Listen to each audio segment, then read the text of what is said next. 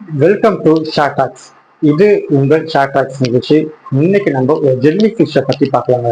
இந்த ஜெல்லி ஃபிஷ்ஷோட தன்மை என்ன தெரியுமாங்க? அது ஒரு டிராப் நம்ம ஸ்கின்ல பட்டாலும் அது 3 நாளைக்கு நம்மளுடைய அந்த ரேஷஸ் அப்படியே இருக்குமாங்க. அதனுடைய வலி ரொம்ப அதிகமாகவே இருக்குமா. இதனால உயிர் இழப்புகள் கூட ஏற்படும்னு மீனவர்கள் சொல்றாங்க. ஏன்னா தினமும் மீனவர்கள் இந்த பிரச்சனையை சந்திச்சுட்டு வந்துட்டு இருக்காங்க. அதுல ஒரு மீனவர் மீன் பிடிக்க போயிட்டு இருக்கும்போது இந்த ஜெல்லி ஃபிஷ்ஷை அதை படம் பிடிச்சிருக்காரு, வீடியோவா எடுத்திருக்காரு.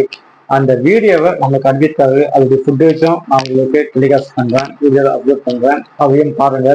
நீங்க கடல்ல குளிக்கும் போதும் சரி அல்லது நீங்க மீன் பிடிக்கும் போதும் சரி இந்த ஜெல்லி ஃபிஷ் வந்தாலே நீங்க கொஞ்சம் எச்சரிக்கையா இருங்க.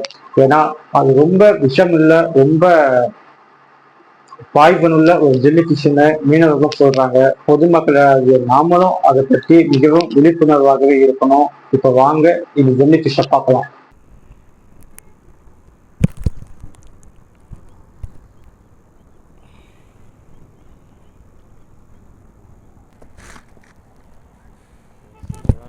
இதுதான் கடியில் இதுதானே மேலே பற்றிக்கும்.